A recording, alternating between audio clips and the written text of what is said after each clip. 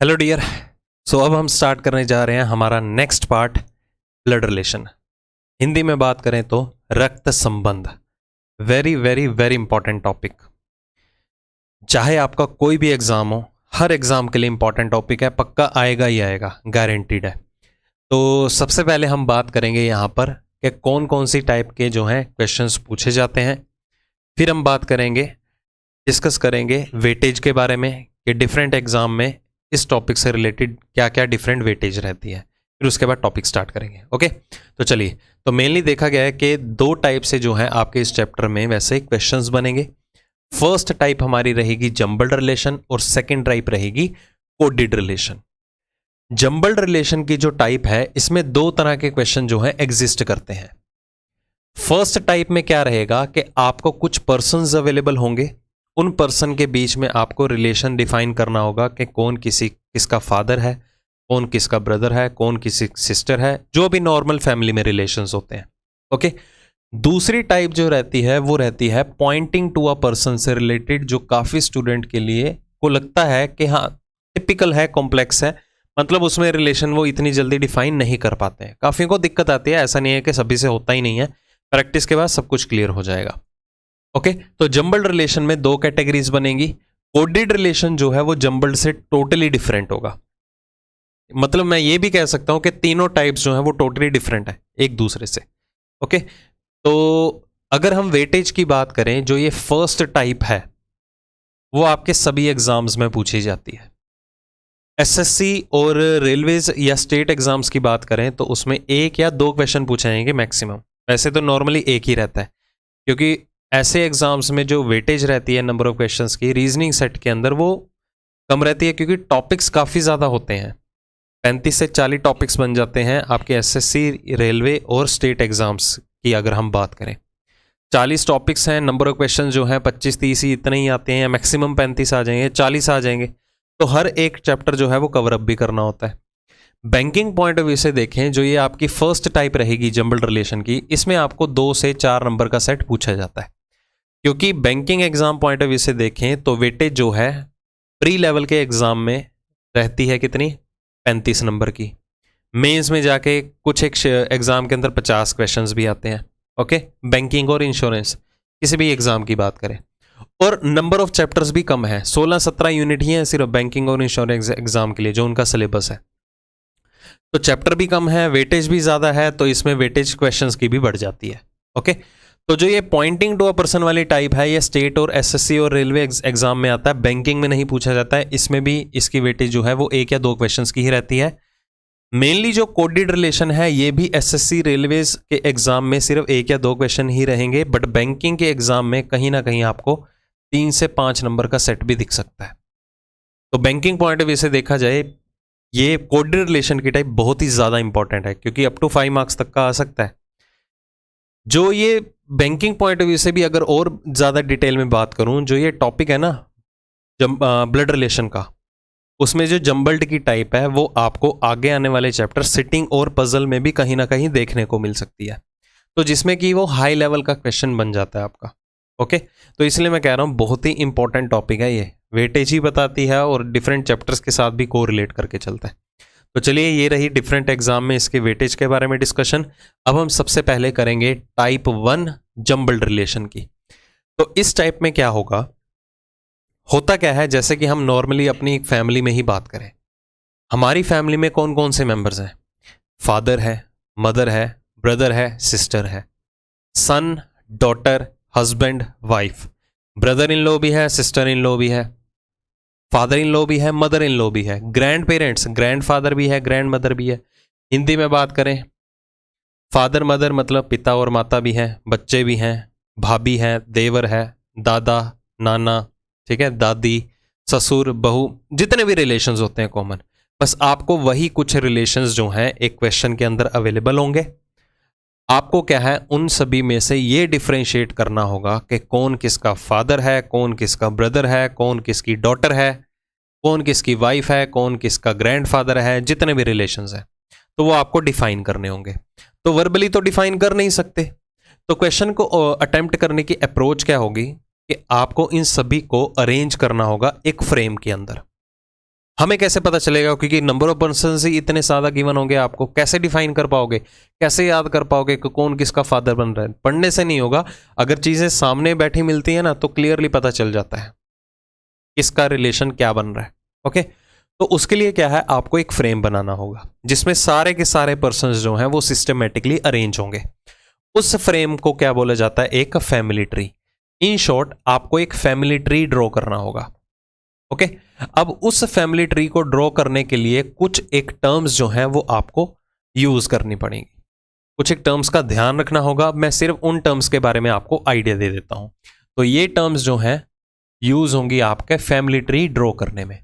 Okay, बहुत simple सी terms है, कुछ ज्यादा लंबा चौड़ा काम नहीं है। सबसे पहले अगर मैं बात करूं आपके और आपके पेरेंट्स की, इसकी बात करें, आपके और आपके पेरेंट्स की। अगर बात हो रही है पेरेंट्स के बारे में, हमारे और हमारे पेरेंट्स के बीच में देखा जाए तो कितनी जनरेशन का गैप है, एक ही जनरेशन का गैप है। तो जब भी हम इस टॉपिक के अंदर जनरेशन गैप की बात करेंगे, जैसे आपके और आपके पेरेंट्स में एक जनरेशन का गैप है, तो इसे कैसे डिफाइन करेंगे फ्रेम के अंदर, एक वर्टिकल लाइन का यूज करके। तो जो ये वर्टिकल लाइन है वो किसको डिफाइन करेगी, हमेशा जनरेशन गैप को। इसको डिफाइन करेगी जनरेशन गैप को, या इतना याद रखिएगा, अगर जनरेशन गैप डिफाइन होने जा रहा है तो हम एक वर्टिकल लाइन का यूज करेंगे। ओके, अगर हम बात करें आपके और आपके ग्रैंड पेरेंट्स की, मतलब के दादा और दादी की, हमारे और हमारे ग्रैंड पेरेंट्स में कितनी जनरेशन का गैप है, 2 जनरेशन का गैप है। अगर गैप 2 जनरेशन का है तो वर्टिकल लाइंस भी कितनी बन जाएंगी, 2 ही बनेंगी। इन शॉर्ट कहने का मतलब क्या है कि जितनी ज्यादा ये जनरेशंस इंक्रीज होती रहेंगी उतनी ज्यादा ये वर्टिकल लाइंस भी इंक्रीज होती रहेंगी। जैसे आपके और आपके पेरेंट्स में एक जनरेशन का गैप है तो उन दोनों के बीच में एक जनरेशन, मतलब एक वर्टिकल लाइन। आपके पेरेंट्स और आपके ग्रैंड पेरेंट्स में भी एक ही जनरेशन का गैप है तो उन दोनों के बीच में भी एक ही वर्टिकल लाइन। बट आपके और आपके ग्रैंड पेरेंट्स में 2 जनरेशन का गैप है तो उन दोनों के बीच में कितनी वर्टिकल लाइन यूज होंगी, 2 वर्टिकल लाइन। बात करें अगर ग्रेट ग्रैंड पेरेंट्स, मतलब परदादा और परदादी की, ठीक है, ग्रेट ग्रैंड पेरेंट्स 3 जनरेशन हो गई तो एक और वर्टिकल लाइन, यहां पर कौन आ जाएंगे, ग्रेट ग्रैंड पेरेंट्स। तो समझ में आ गया वर्टिकल लाइन का रोल क्या है, टू डिफाइन जनरेशन गैप। अब हम बात करते हैं आपके ब्रदर्स एंड सिस्टर्स, भाई और बहन। अगर बात करें भाई और बहन, ब्रदर सिस्टर, हमारे साथ वो कौन सी जनरेशन में होंगे, सेम जनरेशन में। तो सेम जनरेशन को डिफाइन करने के लिए हम यूज करेंगे एक हॉरिजॉन्टल लाइन। तो ये हॉरिजॉन्टल लाइन किसको डिफाइन करती है, ब्रदर या सिस्टर के रिलेशन को। ठीक है, तो मैं क्लियर कर देता हूं, ये जो लाइन है हॉरिजॉन्टल, ये किसके लिए होगी, सेम जनरेशन को डिफाइन करने के लिए। क्योंकि हमारे और हमारे सिबलिंग्स या ब्रदर सिस्टर में किसी भी जनरेशन गैप का कोई भी मैटर नहीं है, तो सेम जनरेशन को डिफाइन करने के लिए हम एक हॉरिजॉन्टल लाइन का यूज करेंगे। अगर हम बात करें हमारे अंकल आंट की, ठीक है, हमारे अंकल और आंट की, अंकल और आंट की अगर बात करें, अंकल आंट में कौन कौन आ जाता है, चाचा, मामा, मासी, चाचियां, ये सारे रिलेशंस, बुआ। ओके, तो हमारे और उनके बीच में कितनी जनरेशन का गैप हुआ, एक का। बट वो किसके साथ सेम जनरेशन में बैठेंगे, तो वो बैठेंगे पेरेंट्स के साथ सेम जनरेशन में, कौन, अंकल और आंट। बट हमारे साथ वो क्या है, एक जनरेशन का गैप मेंटेन करके बैठे हैं। तो पहले तो आपको फ्रेम में इन 2 टर्म्स में डिफरेंस क्लियर होना चाहिए। कभी भी हमें जनरेशन गैप को डिफाइन करना है कि इन दोनों के बीच में एक जनरेशन का गैप है, 2 का गैप आ रहा है, तो उसको किससे डिफाइन करेंगे, एक वर्टिकल लाइन से। कभी भी हम सेम जनरेशन की बात करेंगे तो सेम जनरेशन के लिए क्या यूज करेंगे, एक हॉरिजॉन्टल लाइन। ये लंबवत रेखा होगी, ये क्षैतिज रेखा होगी। ओके, अब बात करते हैं हस्बैंड वाइफ की। हस्बैंड वाइफ, अगर मैं कहता हूं, यहां पर एक इंफॉर्मेशन देता हूं कि ए जो है बी का हस्बैंड है, ए जो है वो कौन है, बी का हस्बैंड है। अब अगर सपोज आपके पास ये चीज बनी हुई है ए इक्वल टू बी, तो आपको इतना तो पता होगा कि हस्बैंड और वाइफ के रिलेशन को किससे डिफाइन किया जाएगा, इक्वल टू के साइन से। चलो मैं अभी बता देता हूं, वैसे भी बात में निकल ही चुकी है मुंह से बात। जब भी हस्बैंड और वाइफ की बात होगी कि आपस में 2 पर्सन हस्बैंड वाइफ का रिलेशन बना रहे हैं, तो उनके बीच में हम कौन सा साइन यूज करेंगे, इक्वल्स टू का साइन। अब इक्वल्स टू साइन आया, ये दोनों हस्बैंड वाइफ का रिलेशन बना रहे हैं, बट हमें कैसे पता चलेगा दोनों में से कौन हस्बैंड है कौन वाइफ है, मतलब मेल फीमेल का कैसे पता चलेगा? तो उनके लिए भी आपको कुछ टर्म्स का ध्यान रखना होगा कि जब कभी भी इस पूरे चैप्टर के अंदर अगर आप मुझसे टीच कर रहे हैं तो मैं तो यही टर्म्स बताता हूं।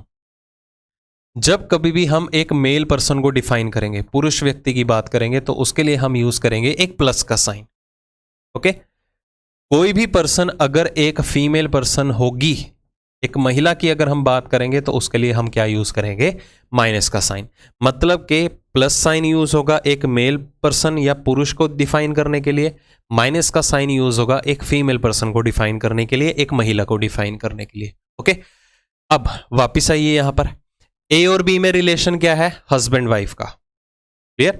अब हस्बैंड वाइफ के विद रिस्पेक्ट टू अगर इन दोनों टर्म्स को एक ही टर्म के अकॉर्डिंगली अगर मुझे लेना है, तो हम इसे स्पाउस भी बोलते हैं कि ए और बी जो है स्पाउस का रिलेशन बना रहे हैं। स्पाउस में हस्बैंड और वाइफ दोनों इंक्लूड होते हैं। ओके, चलिए डिफरेंशिएट करते हैं। अगर ए और बी हस्बैंड वाइफ का रिलेशन बनाते हैं, तो अगर मैं आपको स्टेटमेंट दूं कि A is the husband of B, A जो है वो बी का कौन है? पति है। हस्बैंड है मतलब मेल पर्सन है, मेल पर्सन के लिए हम कौन सा साइन यूज कर रहे हैं? प्लस का। अगर ए बी का हस्बैंड है तो बी ए की क्या लगी? पत्नी, वाइफ, तो उसके लिए यूज क्या करेंगे? माइनस का साइन। अब दोनों हस्बैंड वाइफ है और दोनों के बीच में कौन सा साइन होगा? इक्वल्स टू का। ठीक है, तो ये बेसिक टर्म्स है। जब भी जनरेशन गैप डिफाइन करनी है तो एक वर्टिकल लाइन का यूज करेंगे, सेम जनरेशन के लिए किसका यूज करेंगे? एक हॉरिजॉन्टल लाइन का। कोई भी पर्सन अगर एक मेल पर्सन है तो प्लस का साइन, फीमेल पर्सन है तो माइनस का साइन, अगर दोनों आपस में हस्बैंड वाइफ का रिलेशन बना रहे हैं तो उन दोनों के बीच में इज इक्वल्स टू का साइन। देखो तीन ही साइंस हो गए, जनरेशन गैप, सेम जनरेशन और इक्वल टू। क्लियर हो गया? मेल फीमेल के लिए प्लस माइनस आपको पता चल ही चुका है। ओके, तो मैं ये टर्म्स अपने एंड से सिखाता हूं, बाकी हर टीचर का अपना एक खुद का तरीका होता है। आप अपना खुद का तरीका बना भी सकते हैं। कई क्या करते हैं, फीमेल को सर्कल से डिनोट कर देते हैं, मेल पर्सन के लिए ट्रायंगल या स्क्वायर बना देते हैं। तो क्यों इतना झंझटों में पढ़ना, simply plus male minus female. तो जब भी हम आगे आने वाले टॉपिक्स में बात करेंगे, चाहे हम डेटा सफिशिएंसी में यूज करें, ब्लड रिलेशन का केस, सिटिंग पजल में यूज करें, जब भी डिस्कस होगा तो हम प्लस माइनस ही यूज करेंगे। इन शॉर्ट मैं तो यही यूज करवाता हूं हमेशा। ओके, चलिए, तो ये तो टर्म्स हो गई हमारे पास बेसिक वाली। अब जैसे कि यहां पर मैंने एक टर्म बोली आपको कि अगर हमारे पास कोई पर्सन किसी दूसरे के विद रिस्पेक्ट टू हस्बैंड या वाइफ का रिलेशन बना भी रहा है, तो उसके लिए हम एक टर्म यूज करते हैं, कौन सी? स्पाउस की टर्म। ओके, कौन सी टर्म यूज करेंगे? स्पाउस की। इसी तरह कुछ और टर्म्स भी हमारे पास यहां अवेलेबल होती हैं, जैसे कि ब्रदर और सिस्टर की बात करते हैं। ब्रदर और सिस्टर को भी हम एज अ इक्वलेंट एक सिंगल टर्म में यूज कर सकते हैं। उसके लिए क्या टर्म यूज करते हैं हम? सिबलिंग। तो कभी भी आपको क्वेश्चन में आपको अवेलेबल हो कि A and B are the siblings, तो सिबलिंग समझ के पजल मत हो जाना ये कौन सी टर्म उठ के आ गई इतनी टिपिकल। तो सिबलिंग का मतलब और कुछ नहीं है, तो उसमें जो है वो ब्रदर और सिस्टर को डिफाइन करता है। सिबलिंग का मतलब ब्रदर भी हो सकता है और सिस्टर भी हो सकता है। ओके, इसके बाद टर्म्स आती हैं पैटर्नल और मैटरनल की। पैटर्नल और मैटरनल। पैटर्नल का मतलब क्या होता है? पैतृक। मैटरनल का क्या मतलब होता है? मैत्रिक। अब हिंदी में टर्म से ही क्लियर हो रहा है, या इनकी पहले अगर मैं प्रीफिक्स की बात करूं पी एंड एम, इसी से ही क्लियर हो रहा है। देखो जितने भी रिलेशन फादर के थ्रू बनते हैं, ठीक है, जितने भी रिलेशन फादर की साइड से बनेंगे उन सभी को क्या बोला जाता है? पैटर्नल। जितने भी रिलेशन मदर की साइड से बनते हैं उन सभी टर्म्स को क्या बोला जाता है? मैटरनल। जस्ट एन एग्जांपल, अब अंकल की बात करें तो अंकल में तो काफी अंकल बन जाते हैं। चाचा को भी हम अंकल बोलेंगे, मामा को भी हम अंकल बोलेंगे, है ना, ताया जी को भी अंकल बोलेंगे। बट डिफरेंशिएट कैसे कर पाएंगे इंग्लिश में? हिंदी में तो डिफरेंशिएट हो जाएगा, इंग्लिश में कैसे डिफरेंशिएट होगा? तो अगर हम फादर के थ्रू चाचा की बात कर रहे हैं तो हम फादर के थ्रू कहते हैं कि मेरे वो फादर के कौन है? ब्रदर। तो उसके लिए टर्म क्या यूज करेंगे? पैटर्नल अंकल, कि वो मेरे फादर के ब्रदर हैं। अगर हम डिफाइन करना चाहते हैं मामा को, तो उसके लिए टर्म क्या यूज होगी? मामा को क्या बोलते हैं हम? मेरे मदर का ब्रदर है, मेरी माता जी का कौन है? वो भाई है। तो इंग्लिश में क्या टर्म होगी? Maternal uncle. तो अगर आपको स्पेसिफिकली टारगेट करना हो चाचा को या मामा को, तो उसके लिए आपको मैटरनल और पैटर्नल टर्म्स यूज करनी पड़ेंगी। ठीक है, इसके अलावा अगर हम यहां पर बात करें कि कोई एक पर्सन जो है अनमैरिड मेल पर्सन है, मतलब जिसकी शादी ही नहीं हो रखी, तो उसके लिए कौन सी टर्म हम यूज करते हैं? बैचलर। इसी तरह अगर अनमैरिड मेल पर्सन के लिए हम बैचलर टर्म यूज कर रहे हैं तो अनमैरिड फीमेल पर्सन के लिए भी कोई टर्म होनी चाहिए। तो अनमैरिड फीमेल, बैचलर तो देखो सभी ने सुना होता है, अनमैरिड फीमेल पर्सन के लिए टर्म नहीं सुनी होती है, तो उसके लिए हमारे पास गिवन होगा स्टेटमेंट के अंदर स्पिंस्टर। तो ये भूलना मत, कहीं पर भी लिखा होगा कि ए इज अ स्पिंस्टर, तो इसका मतलब क्या होगा कि वो जो है एक महिला जो है वो मैरिड नहीं है, अनमैरिड पर्सन है, अनमैरिड फीमेल पर्सन है, तो उसके लिए हम टर्म क्या यूज करेंगे? स्पिंस्टर। इसके अलावा और भी काफी ज्यादा टर्म्स आती हैं, तो वो हम आगे देखेंगे जब भी क्वेश्चन में गिवन होगा। तो बेसिक टर्म्स पता चल चुकी हैं, अब फ्रेम तो बन जाएगा, आप क्वेश्चन तो सॉल्व कर लेंगे, बट जो भी आप फ्रेम ड्रॉ करेंगे उसमें क्या है, पिछले चैप्टर डिस्टेंस एंड डायरेक्शन की तरह, जैसे डिस्टेंस एंड डायरेक्शन में क्या होता था, हमें किन्हीं भी दो पॉइंट्स के बीच में या तो डिस्टेंस पूछी जाती थी या तो किन्हीं भी दो पॉइंट्स के बीच में हमें डायरेक्शन पूछी जाती थी, डिस्टेंस या डायरेक्शन बताओ। यहां पर भी सेम ही अप्रोच होगी, जो भी हमें मेंबर्स अवेलेबल होंगे उन दोनों के बीच में रिलेशन पूछा जाएगा कि एक पर्सन दूसरे के विद रिस्पेक्ट टू क्या रिलेशन बनाने जा रहा है। तो इसके लिए मैं एक छोटी सी फैमिली का रेफरेंस लूंगा, मेंबर्स भी डिफाइन कर दूंगा इसमें कौन कौन है। पहले मैं ये फ्रेम ड्रॉ कर लेता हूं।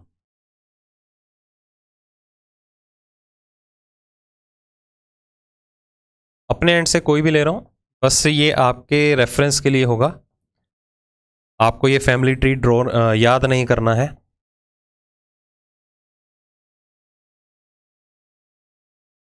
चलिए, तो सबसे पहले तो हम क्या करेंगे, इनमें पर्सन्स को डिफाइन कर देते हैं कि कौन सा पर्सन अभी के लिए क्या है। ए और बी जो है आपस में क्या रिलेशन बना रहे हैं, यहां पर हस्बैंड और वाइफ का। तो ये कैसे पता चलेगा कि हस्बैंड और वाइफ का रिलेशन बना रहे हैं? किस तरह से पता चलेगा? दोनों के बीच में हमारे पास साइन यूज हो रहा है, यहां पर कौन सा? इज इक्वल्स टू का। तो इज इक्वल्स टू का डिफाइन किसको करता है? डिफाइन साइन जो है स्पाउस के रिलेशन को। दोनों में से हस्बैंड कौन है, पति कौन है? ए होगा, क्योंकि ए के साथ हमने प्लस का साइन यूज किया है तो वो मेल पर्सन होता है। तो ए कौन हुआ? बी का हस्बैंड। बी कौन हुई? ए की वाइफ। कैसे पता चला? उसके साथ माइनस का साइन है। दोनों के क्या है? फर्दर 3 ऑफस्प्रिंग्स हैं। अब देखो एक और टर्म निकल के आई, हमारे पास एक और टर्म यूज होती है यहां पर ऑफस्प्रिंग की। ऑफस्प्रिंग का मतलब क्या होता है? बच्चे, चिल्ड्रन। ठीक है, क्या मतलब होगा? बच्चे। तो ए और बी के फर्दर 3 ऑफस्प्रिंग्स हैं, चिल्ड्रन हैं। कौन कौन से? सी, डी एंड ई। मैं फिर से क्लियर कर देता हूं, ये सी, डी और ई ही आपस में क्या है? सिबलिंग्स, ब्रदर सिस्टर्स हैं। तो मैंने हॉरिजॉन्टल लाइन मेंशन नहीं की, बट एक ही लाइन में आ रहे हैं, तो एडजस्ट कर लेना। अगर लाइनें ज्यादा लगा दूंगा तो होच पोच हो जाएगी, आपको समझने में दिक्कत होगी। ओके, मैं क्लियर कर देता हूं कि सी, डी और ई ही आपस में कौन है? सिबलिंग्स हैं, और तीनों के तीनों मैरिड हैं। अब तीनों के तीनों मैरिड है, तीनों की शादी हो रखी है, कैसे पता चला? तीनों के साथ ही इज इक्वल टू का साइन आ रहा है। एफ सी की वाइफ है, जी डी की वाइफ है, और एच ई का कौन है? हस्बैंड है। अब तीनों कपल्स के क्या है? 2 ऑफस्प्रिंग्स, फर्दर चिल्ड्रन और है। आई और जे एफ और सी के बच्चे हैं, के और एल डी और जी के हैं, एम और एन किसके हैं? ई और एच के। तो आपको फैमिली मेंबर्स जो हैं वो क्लियर हो चुके हैं। अब हम यहां पर डिस्कस क्या करेंगे कि इन सभी में रिलेशन बन क्या रहा है, कौन किसका क्या लगा। ठीक है, तो एग्जाम्पल के तौर पर मैं आपको 3 स्टेटमेंट्स दूंगा। पहले आंसर किस तरह से देना है, किस तरह से क्वेश्चन पूछा जाएगा, उसके बारे में डिस्कस करेंगे, फिर करेंगे उसके बाद रैपिड फायर। जैसे कि अगर मैं आपसे क्वेश्चन पुट करूं कि how is A related to B, A जो है वो बी से किस प्रकार संबंधित है, तो ए जो है वो बी से कैसे रिलेटेड है? ए बी का कौन लगा? हस्बैंड लगा, पति लगा। अगर आपसे पूछा जाए how B related to A, B A से किस प्रकार संबंधित है, तो बी जो है वो ए की क्या लगी? वाइफ लगी। अगर पूछा जाए relation between, what is the relation between A and B, कि ए और बी में क्या संबंध है, तो दोनों में क्या संबंध है? वो हस्बैंड वाइफ का रिलेशन बना रहे हैं। क्लियर? अब तीनों में देखो डिफरेंस क्या है, 1 बाय 1 डिस्कस करेंगे। पहला क्वेश्चन था A related to B, A B से किस प्रकार संबंधित है। तो यहां पर हमारा कंसर्न जो है वो सिर्फ और सिर्फ किससे था? ए से था, कि ए बी से क्या रिलेशन बना रहा है, किस प्रकार संबंधित है।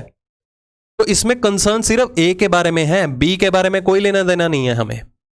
अगर पूछा गया कि how is B related to A, तो इसमें कंसर्न किससे है? सिर्फ बी के बारे में, इसमें ए का कोई लेना देना नहीं है। बी ए से कैसे रिलेटेड है बस वो बताओ। बी ए की वाइफ लगी, अब ए का क्या जेंडर है, क्या रिलेशन है, उससे थोड़ा मतलब है हमें। अगर पूछा जाए how is what is the relation between A and B, दोनों में क्या रिलेशन बन रहा है, तो अब यहां पर कंसर्न किससे होगा? दोनों से होगा। तो दोनों में रिलेशन क्या है? दोनों में हस्बैंड वाइफ का रिलेशन बन रहा है। ओके, तो क्वेश्चन को आपको थोड़ा केयरफुली पढ़ना होगा कि रिलेशन पूछा जा रहा है क्या एक पर्सन दूसरे से किस तरह संबंधित है या रिलेटेड है, आपसे वो चीज पूछी जा रही है। ओके, चलो अब करते हैं रैपिड फायर। अगर आपसे क्वेश्चन पूछा जाए, आप लिख भी सकते हैं parallelly, how is A related to C, A C से किस प्रकार रिलेटेड है। अब क्वेश्चन का आंसर आपको ध्यान से सोच समझ कर देना होगा। सोच समझ कर कैसे? ये देखना होगा कि जो रिलेशन पूछा जा रहा है वो टॉप टू बॉटम पूछा जा रहा है या बॉटम टू टॉप पूछा जा रहा है, ऊपर से नीचे ट्रेवल कर रहे हैं या नीचे से ऊपर। फादर को सन नहीं बोलना, अंकल को नेफ्यू नहीं बोलना, समझ गए ना? तो गड़बड़ इसी में ही होती है, फ्रेम तो बन जाएगा, गड़बड़ सिर्फ रिलेशन डिफाइन करने में होगी। ठीक है, तो मैंने यहां पर क्या पूछा? ए related to C, A C से किस प्रकार संबंधित है। तो देखिए ए जो है वो सी का क्या लगा? फादर लगा, पिता लगा। पूछा जाए D related to B, D B से किस प्रकार संबंधित है, तो डी जो है वो बी का कौन लगा? सन लगा, दैट इज बेटा। अगर क्वेश्चन पूछा जाए how is E related to A, E A से किस प्रकार संबंधित है, ई ए से कैसे संबंधित है वो बताना है ना। तो ई जो है वो ए की कौन लगी? डॉटर, मतलब के बेटी हुई। तो सिंपल से रिलेशन होते हैं, बस आपको ये ध्यान रखना होगा कि पूछा किन दो पर्सन में जा रहा है और किसका रिलेशन किससे पूछा जा रहा है। ओके, अगेन अगर पूछा जाए B related to D, B D से कैसे संबंधित है, तो बी जो है वो डी की क्या लगी? मदर लगी, मतलब के माता। अगर पूछा जाए सी रिलेटेड टू एफ, सी का एफ से क्या रिलेशन है, तो सी एफ का कौन लगा? हस्बैंड, पति, इक्वल टू का साइन है और सी मेल पर्सन है। पूछा जाए G related to D, G D से कैसे संबंधित है, तो जी जो है वो डी की क्या हुई? वाइफ हुई। ई एच की क्या लगी? ई जो है एच की क्या लगी? पत्नी, wife. E related to H, देखो सिंपल से रिलेशन है ना, कोई बात नहीं, धीरे धीरे लेवल बढ़ाऊंगा। अब सुनिए ध्यान से, अगर आपसे क्वेश्चन पुट किया जाए how is A related to F, A का एफ से क्या रिलेशन है। देखो अभी मैं बेसिक लेवल से स्टार्ट कर रहा हूं, तो बेसिक वाली चीजें पहले क्लियर करना चाहूंगा। आगे जाके कई बार ऐसा हो सकता है कि आपको डायरेक्टली रिलेशन डिफाइन ना हो रहा हो, रिलेशन क्या बनने जा रहा है ये समझने में थोड़ी प्रॉब्लम आए। तो जहां कहीं भी दिक्कत आए ना, उसकी बेस्ट अप्रोच क्या है? रिलेशन को स्प्लिट कर दो। कहने का मतलब, अगर पूछा गया कि ए का एफ से क्या रिलेशन है, तो मुझे ए और एफ में डायरेक्ट रिलेशन नहीं दिखाई दे रहा, किसी के थ्रू दिखाई दे रहा है। किसके थ्रू दिखाई दे रहा है? सी के थ्रू। कैसे दिखाई दे रहा है? ए जो है वो सी का क्या लगा? फादर। सी का रिलेशन एफ के साथ क्या बन रहा है? सी एफ का लगा हस्बैंड। तो एफ के हस्बैंड के फादर को क्या बोला जाएगा? या किसी भी पर्सन का जो हस्बैंड है, पति है, उसके फादर, पिता को क्या बोला जाएगा? हस्बैंड्स फादर, फादर इन लो। हो गया। तो जहां कहीं भी आपको आगे चल के बाय चांस प्रॉब्लम आती भी है ना, किसी भी क्वेश्चन के अंदर फ्रेम बनाने के बाद कि क्या रिलेशन बन रहा है, तो उसे स्प्लिट करके आंसर दे सकते हो। जैसे पूछा जाए B related to G, B G से कैसे रिलेटेड है, किस प्रकार संबंधित है, तो बी जो है वो जी के हस्बैंड की मदर है। हस्बैंड की मदर को क्या बोला जाएगा? Mother in law. H related to A, H A से कैसे संबंधित है, तो एच जो है वो ए का क्या लगा? दामाद, क्योंकि वो एच जो है वो ए की बेटी का हस्बैंड है। डॉटर्स हस्बैंड मतलब सन इन लो, ठीक है, दामाद। बी रिलेटेड टू एच क्या लगा? B related to H, B H से कैसे संबंधित है, तो बी जो है वो एच की कौन हुई? मदर इन लो, सासू मां, ठीक है। चलिए, ई रिलेटेड टू बी क्या हुआ? डॉटर। अब ई और बी का डायरेक्ट रिलेशन बन रहा है, इसको ये मत बोलना डॉटर इन लो, क्योंकि इन लॉज वाली फैमिली में घुस रखे हैं, नहीं। ई बी से कैसे रिलेटेड है? डायरेक्ट लिंक बन रहा है, तो ई जो है वो बी की कौन है? बेटी है, दैट इज डॉटर है। तो चलो इतना क्लियर हो चुका होगा। नेक्स्ट इन्हीं में ही आते हैं, C related to D, C D से कैसे संबंधित है? सिंपल, ब्रदर है। ई डी से कैसे संबंधित है? How is E related to D, E जो है वो डी की कौन है? सिस्टर है। ये तो हो गए सिंपल से रिलेशन। अब आगे देखिए क्या होगा, ध्यान से समझना। अगर पूछा जाए what is the relation between D and E, relation between D and E, के डी और ई में क्या रिलेशन बन रहा है कि वो ब्रदर और सिस्टर है। डी और ई में क्या रिलेशन है, देखो पहले कौन आ रहा है, डी, फिर कौन आ रहा है, ई। तो डी और ई में क्या रिलेशन है, डी और ई जो है आपस में भाई बहन है, मतलब ब्रदर सिस्टर है। सिमिलरली पूछा जाए सी और ई में क्या रिलेशन है, तो सी और ई भी कौन है, भाई बहन है, मतलब के ब्रदर सिस्टर है। अगर आपसे पूछा जाए what is the relation between E and D, what is the relation between E and D, तो अब क्या आंसर मार्क करेंगे, सिस्टर एंड ब्रदर। क्योंकि इसमें देखिए डी और ई में रिलेशन क्या है, ब्रदर सिस्टर। क्यों, डी पहले आ रहा था तो डी ब्रदर है, ई बाद में आई तो ई कौन हुई, सिस्टर। अब पहले कौन आ रहा है, ई आ रहा है ना, तो जो पर्सन पहले आए उसके रिलेशन को पहले प्रायोरिटी देनी है। तो ई और डी में क्या रिलेशन है, ई पहले आ रहा है तो ई सिस्टर है, डी बाद में आया, डी ब्रदर है, तो सिस्टर एंड ब्रदर वो आपका आंसर होगा। रिलेशन बिटवीन ई एंड सी, ई पहले आया तो सिस्टर ब्रदर, क्योंकि रिलेशन की बात की जा रही है, दोनों में क्या रिलेशन है, तो प्रायोरिटी तो दोनों को देनी होगी। नेक्स्ट मोस्ट इंपॉर्टेंट, काफी को नहीं पता होता, what is the relation between C and D, कि सी और डी के बीच में क्या रिलेशन है। अब सुनिए ध्यान से, सी और डी में क्या रिलेशन है, कई पता क्या बोलेंगे, ब्रदर्स। क्या बोलेंगे, ब्रदर्स। अगर मैं ब्रदर्स की बात करूं हिंदी में अगर बात करें तो इसका मतलब क्या होगा, भाइयों। ये कौन सी टर्म होती है, मैं कहता हूं दो पर्सन है आपस में ब्रदर्स हैं, तो क्या बोलोगे, दोनों भाइयों हैं। डजंट मेक सेंस, ये सेंस थोड़ा बनती है। ओके, तो ये कोई टर्म नहीं होती ऐसे। प्लूरल को बोला जाता है two brothers are going there, दो भाई आप जो है वो आगे जा रहे थे, इस तरह से वो सेंस बनती है प्लूरल में। बट ऐसे थोड़ा बनेगी, सी और डी में क्या रिलेशन है जी, वो भाइयों हैं। क्लियर, ये नहीं होगा। तो क्या मार्क करेंगे, ब्रदर। ये भी गलत होगा, क्योंकि अगर पूछा गया है कि what is the relation between C and D, तो यहां पर कंसर्न किससे हुआ, हमारा दोनों से ना हुआ, पहले भी तो यही सीख के आए हैं। तो अगर आप मार्क करते हो ब्रदर, तो इसका मतलब पता क्या हुआ, कि आपको सी का तो पता है वो डी का भाई है, डी के बारे में जेंडर ही नहीं पता वो क्या है, कि वो मेल है या फीमेल है। ठीक है, तो ये आपका आंसर हो जाएगा गलत। हमें तो पता है डी एक मेल पर्सन है, तो इसका करेक्ट आंसर क्या होगा, ब्रदर ब्रदर। ठीक है, तो आपको ये टर्म मार्क करनी है। अगर मैं कहता हूं दो पर्सन आपस में सिस्टर्स हैं, P and Q are the sisters, दोनों बहनें हैं, तो रिलेशन क्या है दोनों में, पी और क्यू में रिलेशन क्या है, सिस्टर सिस्टर। पी भी क्यू की बहन है, क्यू भी पी की क्या है, बहन है। तो क्वेश्चन अगर मैटर करता है कि रिलेशन से रिलेटेड, कि दोनों में क्या रिलेशन है, तो कंसर्न तो दोनों से होगा ना, तो आंसर भी दोनों से रिलेटेड देना होगा। समझ में आई बात। तो ये काफी इंपॉर्टेंट पॉइंट था आपकी नॉलेज के लिए, क्योंकि काफियों को ये चीज नहीं पता होती है कि इसका आंसर क्या होगा। ओके, चलिए मूव करते हैं हम अपने अगले स्टेप की तरफ। अब ध्यान से सुनिए, F related to D, F D से कैसे संबंधित है। तो रिलेशन को ब्रेक करके देखें एक बार, प्रैक्टिस ऐसे ही करो स्टेप बाय स्टेप। एफ का डी से क्या रिलेशन है, तो पहले सी के थ्रू देखते हैं, सी डी से कैसे रिलेटेड है, सी तो डी का भाई लगा, अभी डिस्कस करके हटे हैं। एफ जो है वो सी की कौन है, बहन हुई, सॉरी पत्नी हुई, बहन मान रहा हूं, बताओ इक्वल टू का साइन है। ठीक है, चलो फिर से, सी जो है वो डी का कौन हुआ, भाई।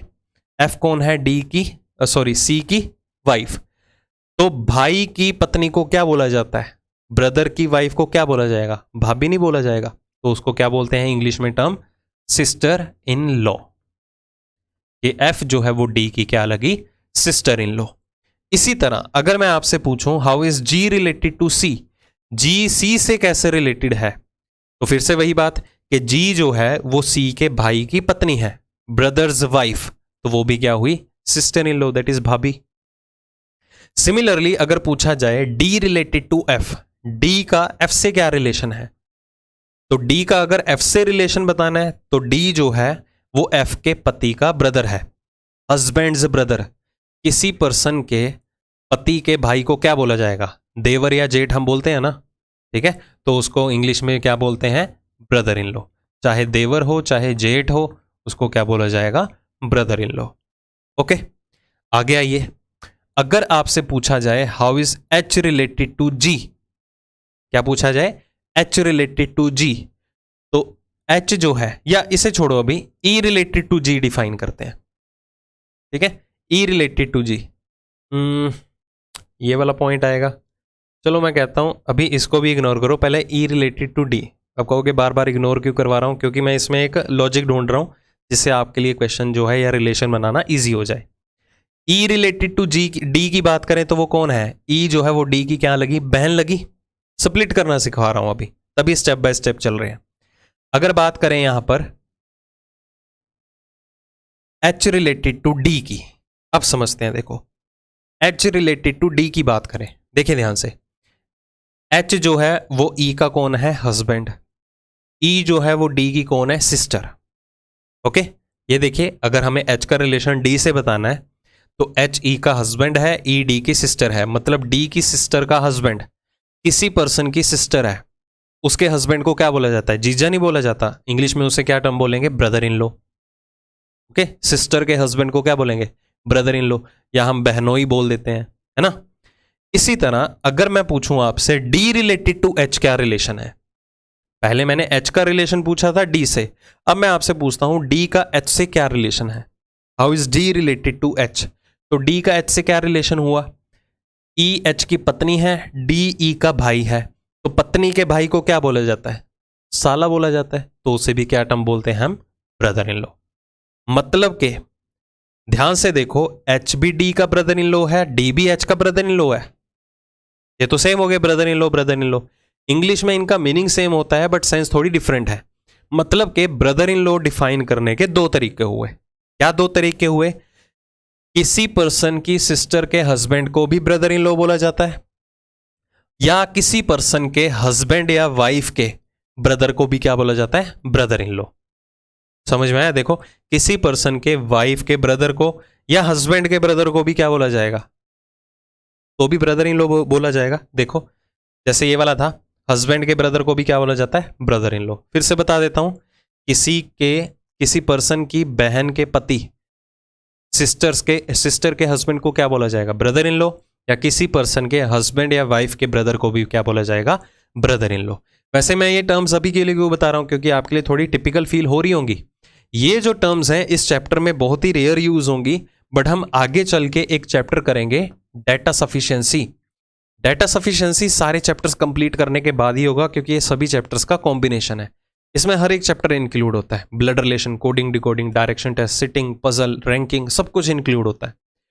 तो यहां पर आपसे एक क्वेश्चन अगर पुट किया जाए कि A is the brother in law of B, A B का ब्रदर इन लॉ है, तो आपको ब्रदर इन लॉ दो तरीके से डिफाइन करना है।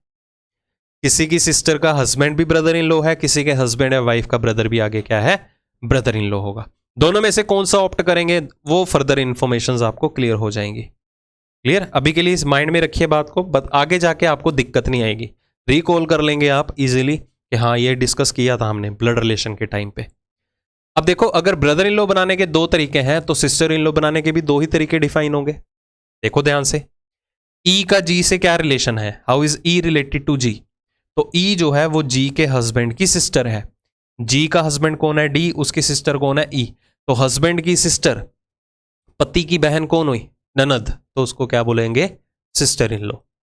जी का ई से क्या रिलेशन है, how is G related to E, तो जी का ई से क्या रिलेशन है, वो उसके ब्रदर की वाइफ है। ब्रदर की वाइफ को क्या बोलेंगे, भाभी, तो वो भी कौन हुई, सिस्टर इन लॉ। क्लियर, अगर ब्रदर इन लॉ बनाने के दो तरीके हैं तो सिस्टर इन लॉ बनाने के भी दो ही तरीके होंगे। तो ये वाला भी क्लियर हो चुका होगा। अब और ज्यादा थोड़ा सा कॉम्प्लेक्स पॉइंट बताता हूं मैं आपको, एफ रिलेटेड टू जी। क्या क्वेश्चन पुट किया मैंने, F related to G, F का जी से क्या रिलेशन है। क्लियर, तो कई बोलेंगे जी सिस्टर इन लॉ, कई क्या बोलेंगे कि एफ जो है वो जी की क्या है, सिस्टर इन लॉ। चलो मैं मान लेता हूं सिस्टर इन लॉ है, ठीक है, सिस्टर इन लॉ है मान लेता हूं, इसको मैं होल्ड पे रखता हूं। एफ रिलेटेड टू जी, अगर आप सोच रहे हैं कि वो सिस्टर इन लॉ है, एक सेकंड के लिए इसे होल्ड पे रखते हैं। मैं आपसे क्वेश्चन पुट करता हूं, how is E related to G. अभी इससे पहले यही पॉइंट डिस्कस किया था, ई का जी से क्या रिलेशन है, सिस्टर इन लॉ, हस्बैंड की सिस्टर सिस्टर इन लॉ है। इंग्लिश में अगर टर्म्स की बात करें, हिंदी में तो सब कुछ ही गिवन होगा, इंग्लिश में दिक्कत हो जाती है। एफ रिलेटेड टू जी हिंदी में लिखा होगा देवरानी या जेठानी, वो लिखा होगा, इंग्लिश में थोड़ी प्रॉब्लम आ जाती है। अगर ई जी की सिस्टर इन लॉ है और एफ भी जी की सिस्टर इन लॉ है, मतलब दोनों की दोनों जी की सिस्टर इन लॉज हैं, तो ये दोनों आपस में सिस्टर्स होनी चाहिए, बहनें होनी चाहिए। समझ में आया? ये बहुत ही तगड़ा लॉजिक आता है, बहुत ही रेयर टीचर्स को पता होता है, और ये पॉइंट क्लैरिफाई कर पाते हैं वो उनके साथ।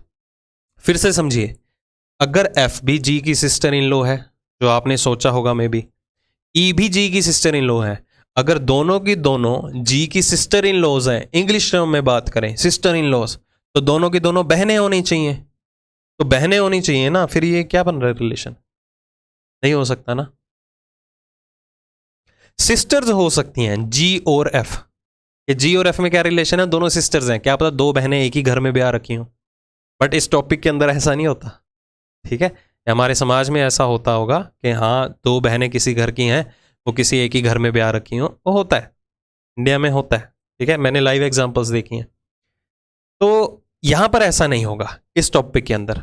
तो एफ का जी से क्या रिलेशन है? कभी भी सिस्टर इन लॉ मार्क मत करना। तो क्या मार्क करेंगे फिर? हिंदी में तो लिखा होगा देवरानी है, जेठानी है, इंग्लिश में क्या टर्म मार्क करेंगे? तो मैंने क्या कहा था आपको स्टार्टिंग में कि अगर आपको कोई भी रिलेशन डिफाइन करने में अगर कहीं भी दिक्कत आए ना, तो रिलेशन को स्प्लिट कर दो। कैसे? सी के थ्रू बता सकते हो, डी के थ्रू बता सकते हो। किस तरह से बता सकते हो? अब जो भी हम रिलेशन डिफाइन करेंगे ना, ऑप्शन में उनमें से कोई एक गिवन होगा। क्या हो सकता है? अगर एफ का रिलेशन जी से बताना है, तो सी से डायरेक्टली बता दो। कैसे? सी जी का कौन है? Brother in law. एफ कौन है? सी की वाइफ। तो आपको ऑप्शन गिवन हो सकता है wife of brother in law, ये वो उसके ब्रदर इन लॉ की वाइफ है। ठीक है, ब्रदर इन लॉ की कौन है? वाइफ है, देवर की पत्नी है। या ऐसे भी हो सकता है, अगर एफ का रिलेशन जी से बताना है, तो हस्बैंड सिस्टर इन लॉ, उसके हस्बैंड की सिस्टर इन लॉ है। तो या तो आपको ऑप्शन गिवन होगा wife of brother in law, या आपको गिवन होगा हस्बैंड्स सिस्टर इन लॉ, या हस्बैंड की सिस्टर इन लॉ है। ठीक है, तो इंग्लिश में आपको अगर ऑप्शंस अवेलेबल हैं, इंग्लिश लैंग्वेज में अटेम्प्ट कर रहे हैं, तो इन दोनों में से कोई भी एक ऑप्ट करके दिया जाएगा। क्योंकि लॉजिकल रिलेशन की अगर हम बात करें, एफ जी से कैसे रिलेटेड है, आपको रेयर चांसेस हैं कि सिस्टर इन लॉ ऑप्शन में गिवन हो। ठीक है, तो इन बातों का ध्यान रखना है। तो वही बात आती है, अगर कुछ भी रिलेशन समझ में ना आए तो स्प्लिट कर लो, नहीं तो ऑप्शंस गो थ्रू कर लो। अगर सिस्टर इन लॉ ऑप्शन में नहीं होगा तो इनसे रिलेटेड होगा, सारी पिक्चर क्लियर हो जाएगी। बताना मेरी रिस्पॉन्सिबिलिटी था, तो मैंने क्लियर कर दिया। ठीक है, ताकि आपको ऑप्शन मार्क करने में दिक्कत ना आए। चलो अब तीसरी रिलेशन जनरेशन को भी इंक्लूड कर ही लेते हैं, बेचारे ऐसे बैठे हैं बच्चे। सी रिलेटेड टू जे, सी का जे से क्या रिलेशन है? सिंपल, सी का जे से रिलेशन बताना है तो फादर है। D related to L, D का एल से क्या रिलेशन है? डी भी एल का फादर हुआ। M related to E, M का ई से क्या रिलेशन है? एम फीमेल पर्सन है, तो एम ई की कौन हुई? डॉटर हुई। के और एल में रिलेशन क्या है? Brother brother. रिलेशन पूछ रहा हूं, दोनों में रिलेशन क्या है? ब्रदर ब्रदर, दोनों से कंसर्न था। What is the relation between I and G? J sister sister. M related to N, M N से कैसे संबंधित है? सिस्टर है। N related to M, N M से कैसे रिलेटेड है? ब्रदर है। सिंपल है, देखो। F related to I, F जो है वो आई की कौन हुई? मदर हुई। सिंपल रिलेशन है, देखो। आगे पूछता हूं, चलो। How is D related to J? D का जे से क्या रिलेशन है? तो डी जो है वो जे का क्या लगा? स्प्लिट करो।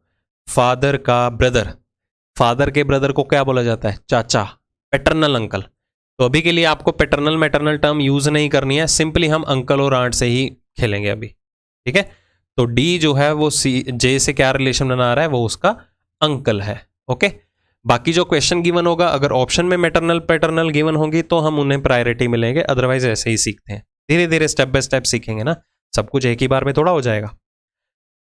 How is E related to L? E का एल से क्या रिलेशन है? तो ई जो है वो एल के फादर की सिस्टर है। एल का फादर कौन है? डी। डी की सिस्टर कौन है? ई। तो फादर की सिस्टर को क्या बोला जाता है? आंट। ठीक है, मतलब के बुआ, बुआ को भी इंग्लिश में आंट बोलते हैं। ओके, हाउ इज के रिलेटेड टू सी? के सी से कैसे रिलेटेड है? तो देखिए ध्यान से, स्प्लिट करके, के जो है वो सी के भाई का बेटा है।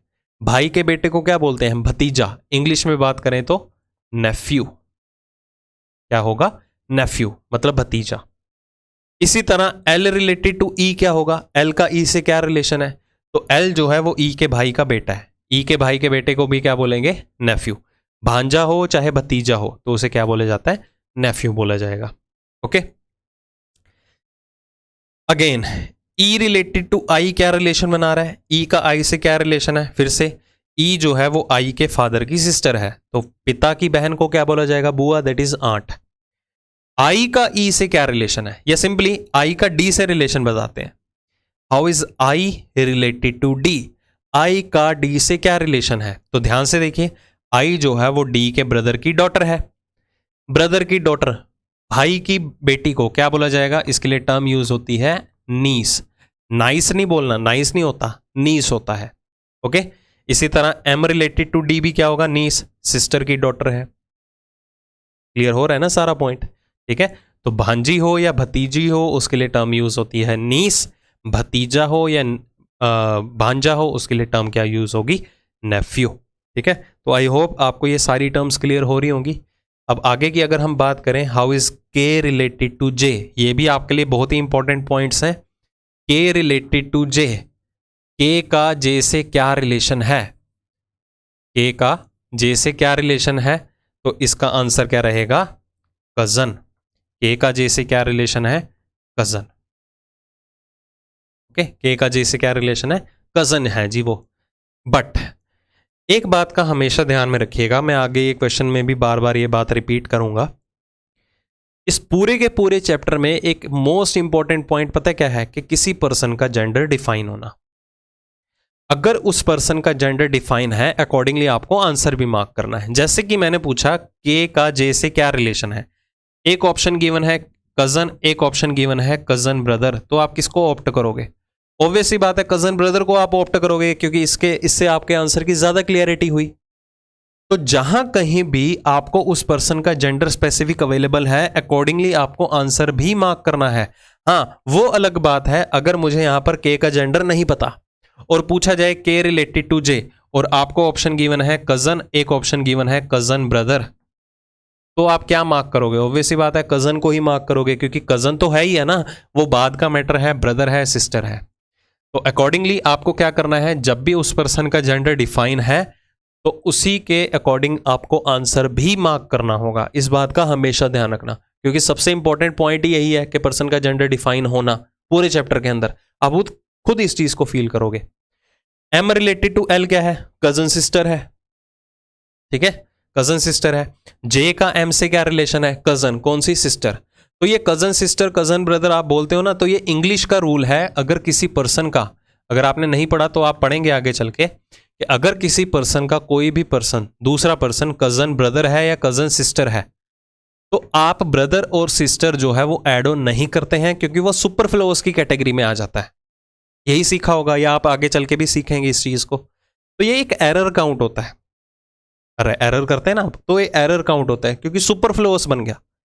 मतलब एक चीज गिवन है, उसमें एडिशनल कुछ ऐड ऑन करके जोड़ा जा रहा है जिसकी कोई जरूरत नहीं थी, ठीक है। बट वो जो इंग्लिश का रूल है रीजनिंग के अंदर एप्लीकेबल नहीं है। आपको जेंडर अवेलेबल है तो अकॉर्डिंगली ऑप्शन ऑप्ट करना पड़ेगा किसी भी तरह। समझ आ गया? चलो आओ आगे रिलेशन की। ए जे से कैसे रिलेटेड है, तो ए जो है वो जे से ग्रैंडफादर का रिलेशन बना रहा है। देखो, फादर का father. How is L related to B, L का बी से क्या रिलेशन है, तो एल जो है वो बी के सन की, सन का भी कौन है, सन, बेटे के बेटे को क्या बोलेंगे, ग्रैंड सन बोलेंगे। B related to N, B का एन से क्या रिलेशन है, मदर की मदर, मदर की मदर मतलब मैटरनल ग्रैंड मदर, नानी। मैटरनल टर्म गिवन है, ठीक, नहीं तो ग्रैंड मदर भी गिवन होगा तो भी सही होगा आपका answer. Okay. A related to L क्या रिलेशन है, ग्रैंड फादर, फादर का फादर, पैटर्नल ग्रैंड फादर। अगर पैटर्नल टर्म नहीं गिवन है, अकेला ग्रैंड फादर गिवन है, तो आप उसे भी ऑप्ट कर सकते हो, ठीक है, कोई दिक्कत वाली बात नहीं है। क्वेश्चन से ही सारी टर्म्स का आइडिया हो जाएगा। तो आई होप मैंने सारे रिलेशंस कवर अप कर लिए हैं। बाकी अगर एक आधा छूट भी गया होगा तो वो क्वेश्चन के अंदर पक्का इंक्लूड होगा, उससे आपको और क्लियरिटी मिल जाएगी, ठीक है। गर्मी बहुत हो रही है। चलिए, अब यहां पर मैं एक कंडीशन डालने लगा हूं, आपको कुछ एक रिलेशंस और भी डिफाइन करके बताता हूं।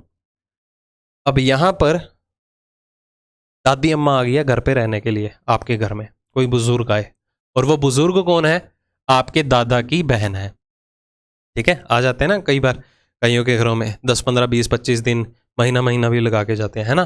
तो उनकी बात करते हैं, ये आगे घर के अंदर रहने के लिए। अब इनका देखेंगे बाकियों से क्या रिलेशन बनेगा, ठीक है, ध्यान से समझना।